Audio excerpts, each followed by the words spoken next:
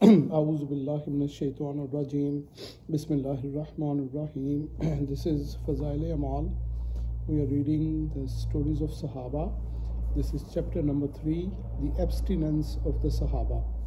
And we are at the story number 6. Hazrat Bilal radiyallahu ta'ala anhu takes a loan from a Mushrik on behalf of Rasulullah sallallahu alaihi wasallam.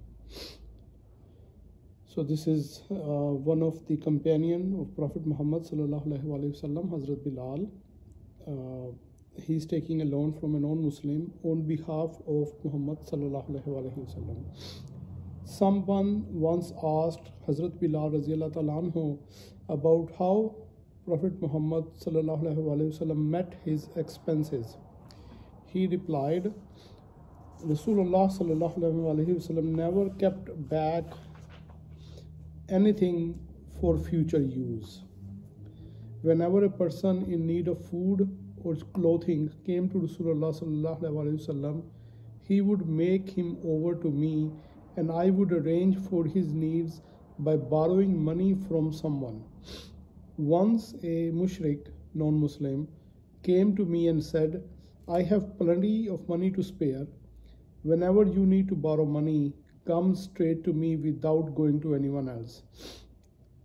This suited me fine, and I began to borrow money from him to meet the needs of Rasulullah sallallahu alaihi wasallam. One day, after I had performed wudu and was about to call out the adhan, the same Mushrik, accompanied by some people, came and shouted, Hey Negro! When I turned to him, he began to abuse me using the filthiest language. He then asked, How many days are left of this month? When I responded by saying that the month was nearly over, he barked, Look here, there are only 4 days left of this month. If you fail to clear up your debt by the end of the month, I shall take you as my slave in lieu of my money, and you will then be grazing sheep as you had been doing before. He then left. I remained in a state of anxiety and grief throughout the day. When Prophet Muhammad sallallahu alaihi wasallam was alone after Isha, I narrated the entire account to him. O Rasulullah sallallahu alaihi wasallam, I lamented, You have nothing with you, nor can I arrange any money so quickly. I am afraid the Mushrik will humiliate me. So I intend to leave and stay away for as long as you manage to arrange sufficient money to clear the debt. I went back, took my sword, shield and shoes, and waited for the morning to leave. Just before dawn, somebody came to me and said, Hurry up, Rasulullah sallallahu alaihi wasallam want to see you. I hurried to the masjid and found 4 loaded camels sitting near Rasulullah sallallahu alaihi wasallam.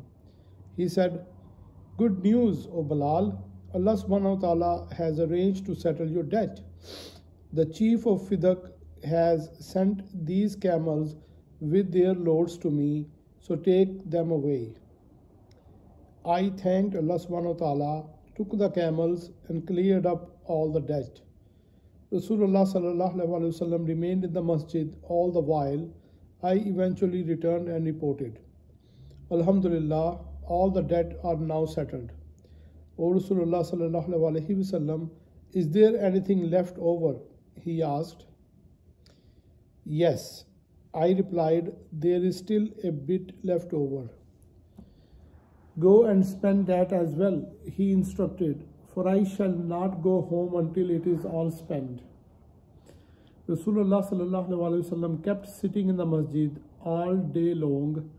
When he inquired after Isha if everything had been spent, I informed him that some of it was still unspent because some of the poor had not turned up yet.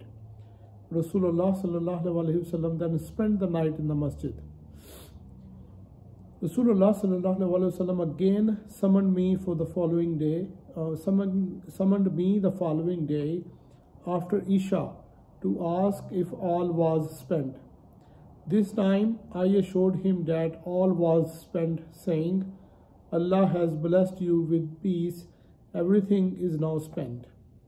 Rasulullah sallallahu alaihi wasallam praised Allah subhanahu wa ta'ala for this news because he did not like death to overtake him while he was in possession of any wealth. It was only then that he returned home to his family. So there is a note about this. Since it is common with pious people that they do not like to keep any wealth with them, how could Muhammad sallallahu alaihi wasallam, who was the fountainhead of all piety, be content with having wealth in his possession? It is said of Maulana Abdul Rahim rahmatullah alayhi, who was a saint of our time, that all the gifts he received were immediately spent on others without retaining anything for himself. A few days before his death, he gave over all his clothes to one of his attendants and said, "If I need to wear any clothes in my life, I shall borrow them from you." Whenever my father had any money left after Maghrib, he would give it to one of his creditors, saying, "I would not like to keep this source of trouble with me for the night." There are countless stories of this nature narrated about our pious predecessors. However, it is not necessary that they all should be alike, because a beautiful garden is made up of flowers of varying types.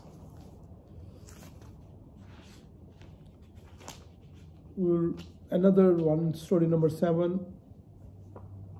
Another incident about the hunger that Hazrat Abu Hurayrah radiyallahu ta'ala anhu suffered. Hazrat Abu Hurayrah radiyallahu ta'ala anhu used to say, "If only you people could have seen the time when, for prolonged period of time, some of us could not find enough food to keep standing erect.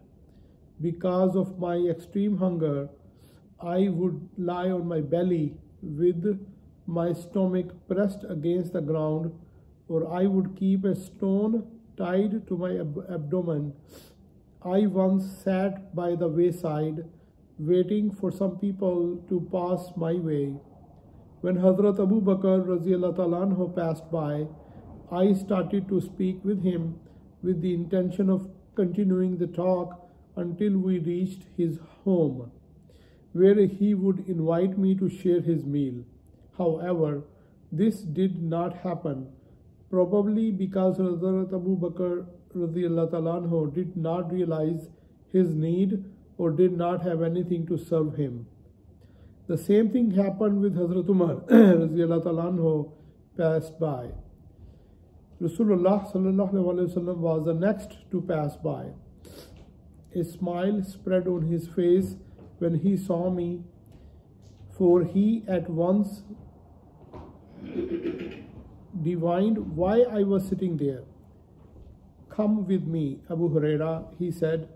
I accompanied him to his house, and when he took me in, a bowl of milk was brought before him. Upon inquiry, he was informed that someone had sent it as a gift to him. Rasulullah sallallahu alaihi wasallam then instructed me to invite all the men of Sufa. The men of Sufa were treated as the guests of all the Muslims. They had no home of their own, nor any other means of livelihood, and their numbers varied with time. During this particular time, they numbered 70 in total. While Rasulullah sallallahu alaihi wasallam often sent them in group of 2 or 4 as guests to the affluent Sahabah, he gave them the sadaqah he received and shared his gift with them. When Rasulullah sallallahu alaihi wasallam asked me to invite them all, I had some misgiving because the milk was hardly enough for a single person. I also knew that Rasulullah sallallahu alaihi wasallam would ask me to serve the milk to the others first, leaving the least for me to drink. However, since I could not imagine disobeying Rasulullah sallallahu alaihi wasallam, I went out and brought them all. Anyway, out I went and fetched them all. Do serve the milk to them, O Abu Hurayrah, Rasulullah sallallahu alaihi wasallam asked. I then served them all in turn, and each one of them drank of his heart's content. When all of them were served, Rasulullah sallallahu alaihi wasallam held the bowl in his hand, smiled at me, and remarked, "Only 2 of us are left now." "Quite so," I replied. Rasulullah sallallahu alaihi wasallam then bade me to drink, and I drank. He continued exhorting me to have more until I declared that I had had my fill. Rasulullah sallallahu alaihi wasallam then took the bowl and drank whatever still remained. ਇਹ story ਯਾਦ ਹੋਏਗੀ ਕਿ ਭੁੱਖ ਪਈ ਸੀ, ਆਸੇ ਪਾਸੇ ਖਾਣਾ ਸੇ ਨਹੀਂ ਸੀ ਜ਼ਿਆਦਾ ਹੈਗਾ, ਤੇ ਈਵਨ ਅਬੂ ਹੁਰੈਰਾ ਦੱਸਦੇ ਨੇ ਕਿ ਮੈਂ ਇੱਕ ਸਹਾਬੀ ਮਿਲੇ ਤੇ ਉਹਨਾਂ ਨਾਲ ਗੱਲ ਕਰਦਾ ਕਰਦਾ ਉਹਨਾਂ ਦੇ ਘਰ ਤੱਕ ਗਿਆ, ਇਹ ਸੋਚ ਕੇ ਚੱਲ ਯਾਰ ਹੁਣੇ ਫਿਰ ਸਲਾਹ ਮਾਰ ਲੈਣ, ਤੇ ਉਹ ਵੀ ਉਹਨਾਂ ਦੇ ਜ਼ਿਹਨ 'ਚ ਨਹੀਂ ਆਇਆ, ਤੇ ਜਾਂ ਸ਼ਾਇਦ ਉਹਨਾਂ ਕੋਲ ਵੀ ਨਹੀਂ ਕੁਛ ਹੋਣਾ, ਉਹਨਾਂ ਨੇ ਐਸੀ ਗੱਲ ਨਹੀਂ ਕੀਤੀ। ਮੈਂ ਬਹਿਰਹਾਲ ਉੱਧਰੋਂ ਹਜ਼ਰਤ ਅਬੂ ਬਕਰ ਸਦੀਕ ਨੂੰ ਦੇਖਿਆ ਤੇ ਉਹਨਾਂ ਦੇ ਨਾਲ ਮੈਂ ਇੰਝ ਹੀ ਕੀਤਾ, ਤੇ ਉਹੀ ਨਤੀਜਾ ਨਿਕਲਿਆ। ਤੇ ਇਹ ਹਾਲੀ ਸਿਲਸਿਲਾ ਚੱਲਦਾ ਪਿਆ ਸੀ ਕਿ ਕਿਸੇ ਬੰਦੇ ਨੇ ਦੁੱਧ ਦਾ ਇੱਕ ਪਿਆਲਾ ਪਹੁੰਚਾਇਆ ਰਸੂਲੁੱਲਾਹ ਸੱਲੱਲਾਹੁ ਅਲੈਹਿ ਵਸੱਲਮ ਨੂੰ, ਤੇ ਇਹਨਾਂ ਨੇ ਕਿਹਾ ਕਿ ਕੋਈ ਹੈਗਾ ਲੋਕ ਹੈਗੇ ਸੀ ਸੁਫਾ, ਅਸਹਾਬੇ ਸੁਫਾ, ਇਹਨਾਂ ਦਾ ਘਰ ਘੂਰ ਕੋਈ ਨਹੀਂ ਸੀ ਹੁੰਦਾ, ਹੋਮਲੈਸ ਹੁੰਦੇ ਹੋਣਗੇ ਉਹ ਮਦੀਨਾ ਦੇ ਏਰੀਏ ਦੇ ਵਿੱਚ, ਤੇ ਕਹਿੰਦੇ ਨੇ ਉਹ ਕਦੀ ਘੱਟ ਹੁੰਦੇ ਸਨ ਕਦੀ ਵੱਧ ਹੁੰਦੇ ਸਨ, ਤੇ ਉਹ ਕਿਸੇ ਵਕਤ ਰਸੂਲੁੱਲਾਹ ਸੱਲੱਲਾਹੁ ਅਲੈਹਿ ਵਸੱਲਮ ਉਹਨਾਂ ਨੂੰ 2-4 ਨੂੰ ਕਿਸੇ ਅਨਸਾਰ ਦੇ ਘਰ ਜਾਂ ਕਿਸੇ ਹੋਰ ਸਾਹਬੀ ਦੇ ਘਰ ਘੱਲਿਆ ਹੁੰਦਾ ਸੀ ਕਿ ਵੀ ਇਹਨਾਂ ਦੀ ਦੇਖਭਾਲ ਕਰੋ, ਤੇ ਇਹਨਾਂ ਨੇ ਉਹਨਾਂ ਨੂੰ ਕਿਹਾ ਕਿ ਜਾਓ ਉਹਨਾਂ ਨੂੰ ਬੁਲਾ ਕੇ ਲਿਆਓ। ਤੇ ਮੈਂ ਸੋਚਿਆ ਇਹ ਦੁੱਧ ਦਾ ਪਿਆਲਾ ਹੈ, ਕਿਹਦੇ ਵਾੜੀ ਆਣੀ ਹੈ। ਬਹਰਹਾਲ ਮੈਂ ਚਲਾ ਗਿਆ, ਉਹ ਜਦੋਂ ਉਹਨਾਂ ਨੂੰ ਬੁਲਾਇਆ ਤਾਂ 70 ਜਿੰਨੇ ਸਨ, ਉਹ ਕਹਿੰਦੇ ਉਹ ਸਾਰਿਆਂ ਨੇ ਪਿਆਲਾ ਪੀਤਾ। ਜਦੋਂ ਸਾਰਿਆਂ ਨੇ ਪੀ ਲਿੱਤਾ ਰੱਜ ਕੇ, ਤੇ 2 ਅਸੀਂ ਰਹਿ ਗਏ ਬਾਕੀ, ਤੇ ਸਟਿਲ ਉਹਨਾਂ ਨੇ ਮੈਨੂੰ ਕਿਹਾ ਕਿ ਤੁਸੀਂ ਇਹ ਪੀਓ, ਤੇ ਕਹਿੰਦੇ ਨੇ ਮੈਂ ਇੰਨਾ ਪੀਤਾ, ਇਹਨਾਂ ਨੇ ਮੈਨੂੰ ਕਿਹਾ ਕਿ ਪੀ ਜਾ, ਹੋਰ ਪੀ ਜਾ, ਹੋਰ ਪੀ, ਕਿ ਮੈਂ ਫੁੱਲ ਹੋ ਗਿਆ। ਉਸ ਤੋਂ ਬਾਅਦ ਉਹਨਾਂ ਨੇ ਫਿਰ ਖੁਦ ਵੀ ਪੀਤਾ, ਤੇ ਇਹਦੇ ਵਿੱਚ ਕਿੰਨਾ ਵੱਡਾ ਮੌਜਜ਼ਾ ਹੈਗਾ।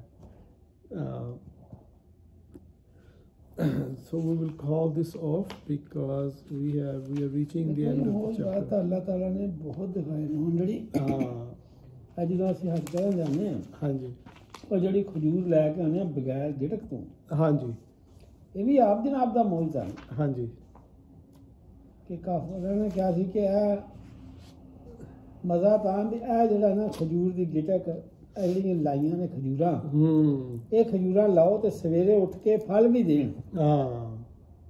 ਤੇ ਜਿਸ ਟਾਈਮ ਸਾਰੇ ਸੋ ਗਏ, ਉਹਨਾਂ ਨੇ ਕਿਹਾ ਯਾਰ ਇਹਨਾਂ ਨੂੰ ਝੂਠਾ ਕਰਨੇ ਆ, ਇਹ ਖਜੂਰਾਂ ਦੀਆਂ ਗਿਟਕਾਂ ਵੀ ਕੱਢ ਲਓ।